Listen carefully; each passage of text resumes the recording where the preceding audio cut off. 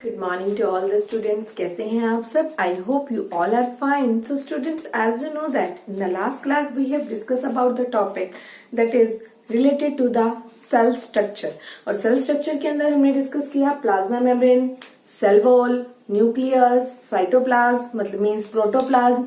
हमने हर चीजें डिस्कस करी सेल से रिलेटेड, सेल से स्ट्रक्चर से रिलेटेड. सो आज हम टॉपिक डिस्कस करने जा रहे हैं जो सेल होता है और उसके सेंटर में जो न्यूक्लियस प्रेजेंट है. हमने इसका डायग्राम अपनी लास्ट क्लास में किया था न्यूक्लियस का.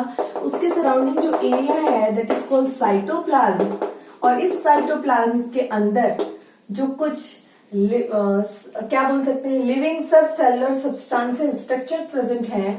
यहाँ पे इस साइटोप्लाज्मिक रीजन में कुछ स्ट्रक्चर्स प्रेजेंट है, लिविंग स्ट्रक्चर्स कुछ प्रेजेंट हैं जिन्हें हम बोलते हैं सेल ऑर्गेनेल्स.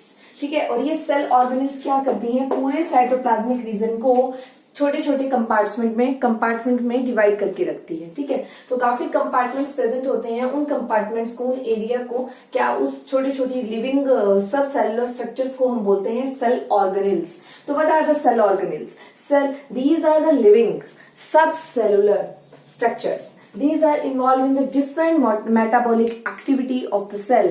काफी जो सेल होता है उसकी काफी मेटाबॉलिक एक्टिविटी होती है, उसमें इन्वॉल्व होते हैं cell organelles. Those are present in the cytoplasmic reason.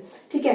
सो और कौन कौन से बायोलॉजिकल और बायो अगर हम बोले हैं मेटाबॉलिकल एक्टिविटी कौन कौन सी होती है बेटा, जैसे बायोसिंथेसिस कुछ फॉर्मेशन करना, डाइजेशन करना, मूवमेंट करना, लोकोमोशन करना, सेल का सब कुछ इस एरिया के अंदर जो सेल ऑर्गेनेल्स प्रेजेंट होती हैं उनका काम होता है.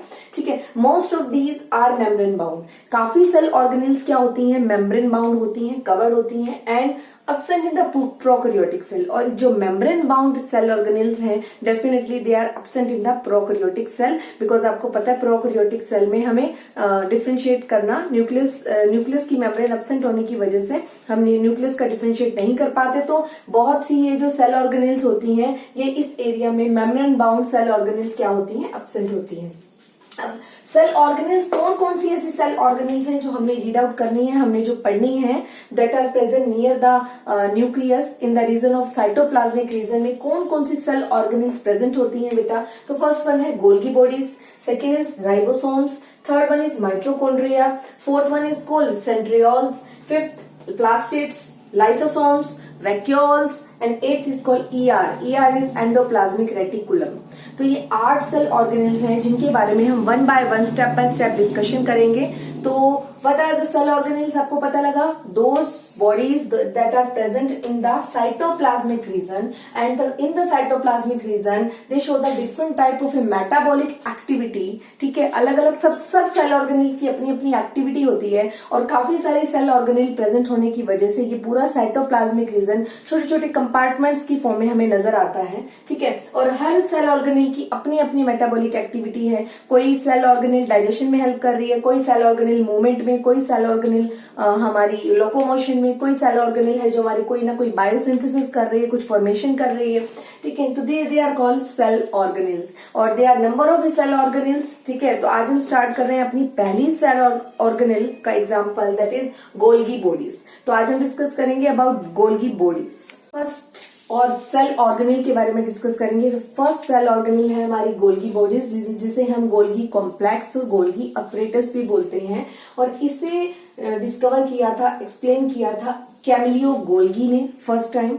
और इन्होंने एक स्ट्रक्चर एक्सप्लेन किया और इस स्ट्रक्चर के अंदर mainly 3 types of elements present हैं, cisternae, vacuoles and vesicles. Cisternae आपको नजर आ रहे होंगे, ये सिस्टर्ने है और सिस्टर्ने के बीच में जो स्पेस है वो इंटरसिस्टर्नल स्पेस प्रेजेंट है. ठीक है. और ये जो सिस्टर्ने हैं इसके अपर साइड में आपको क्या नजर आएगा, वैक्यूल्स नजर आएंगे. और ये cisternae parallel to each other है, ये काफी कम्पैक्ट स्ट्रक्चर है बिल्कुल.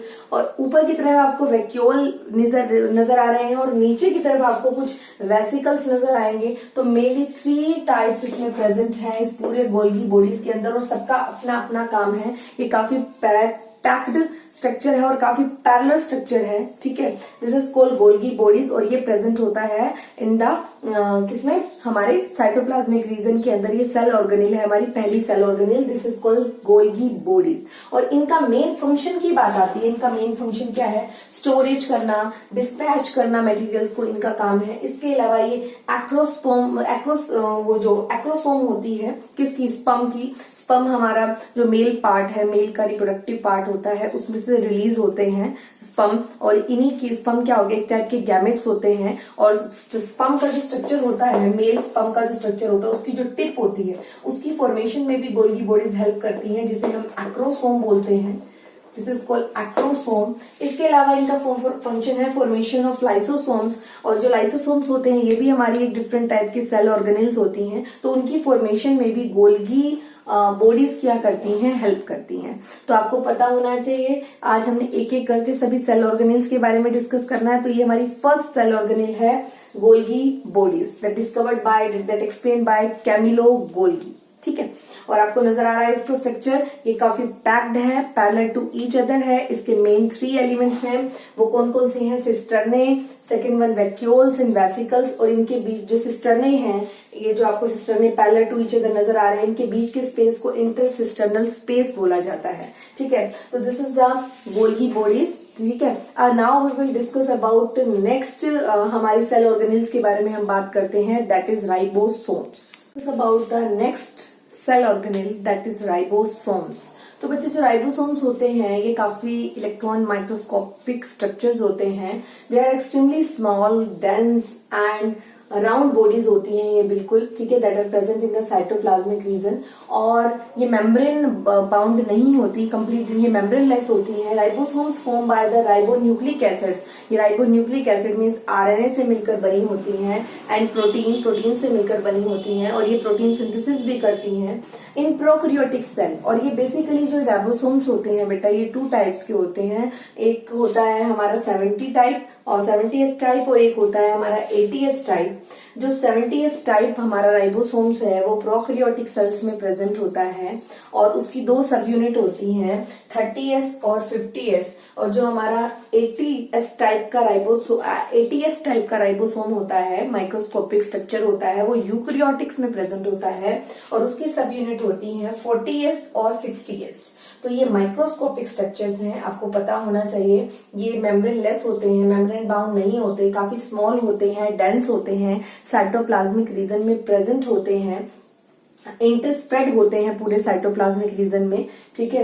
इनका कोई एक परफेक्ट पोजीशन नहीं है। Interspread in the cytoplasmic region, made up of RNA, ठीक है, राइबोन्यूक्लिक एसिड से मिलकर बने हैं। और they are categorize into 2 parts, 70S और 80S। और जो 70S यूनिट है इसकी 2 सब यूनिट्स हैं, वो कौन कौन सी सब यूनिट हैं, 30S और 50S। और इसकी जो हमारी जो इसकी नेक्स्ट 80S यूनिट है राइबोसोम्स की, इन विच कंटेन फर्दर 2 सब units, 40S and 60S type. So this is ribosomes. तो राइबोसोम्स हमारी सेकेंड सेल ऑर्गेनेल है, ठीक है। तो इसी तरीके से हमारी टोटल 8 या 9 सेल ऑर्गेनेल्स हैं जो हमने रीड आउट करनी है, that the organelles that are present in the nucleus, near the nucleus in the cytoplasmic region. And the main function of this ribosome cell organelle is the protein synthesis. ये cell के अंदर protein synthesis करने का काम करती है। So it is also called protein factory. इसे protein factory भी बोलते हैं। तो कभी ये क्वेश्चन आ जाए आपके पास कि which cell organelle is called protein factory, तो आप बताएंगे ribosomes are called protein factory. So these are the cell organelles that are present in the near the nucleus around in the cytoplasmic region. They are called they are formation of protein. So ये protein की formation में help करती हैं. So they also called protein factories. हमने first cell organelle पढ़ी क्या, Golgi bodies, that put forward by the Camillo Golgi, and the second cell organelle is ribosomes, ठीक है। तो गोल्गी अगर बॉडीज की बात करें तो उसका मेन फंक्शन था हमारा एक तो formation of the lysosomes and the formation of acrosome of sperm. और स्पर्म आपको मैंने बता दिया है, स्पर्म हमारा जो मेल रिप्रोडक्टिव पार्ट होता है, उसमें जो मेल रिप्रोडक्टिव गैमेट्स होते हैं, टेस्टिस, और टेस्टिस से जो एक व्हाइट सिक्रीशन होता है जिसे हम स्पर्म बोलते हैं, स्पर्म का जो टिप होता है, उस एरिया को एक्रोसोम बोलते हैं, उसकी फॉर्मेशन, दैट एरिया एक्रोसोम जो कि जाकर फीमेल के ओवा से जाकर फ्यूज करता है, ठीक है, फॉर प्रोडक्शन ऑफ जाइगोट, ठीक है। तो वो एक्रोसोम की फॉर्मेशन के लिए हमारा स्पेशली जो गोल्गी बॉडीज हैं वो हेल्प करती हैं। और गोल्गी बॉडीज का एक मेन फंक्शन, लाइसोसोम्स, एक हमारी अदर सेल ऑर्गेनेल्स आएंगी, ठीक है, उनकी फॉर्मेशन में भी, लाइसोसोम्स की फॉर्मेशन में भी गोल्गी बॉडीज हेल्प करती हैं। और ये जो राइबोसोम्स है, इसका मेन फंक्शन क्या है बेटा? राइबोसोम्स का मेन फंक्शन है protein synthesis, that's why they are all called protein factory, ठीक है। तो आज हमने ये 2 सेल ऑर्गेनेल्स पढ़ी हैं और आज हम इतना ही करेंगे। In the next class we will discuss our next cell organelle. तो जो अगली सेल ऑर्गेनेल है that is mitochondria, it is very important topic for you, ठीक है। तो आज के लिए इतना ही। Do your work in a neat and clean way and regularly.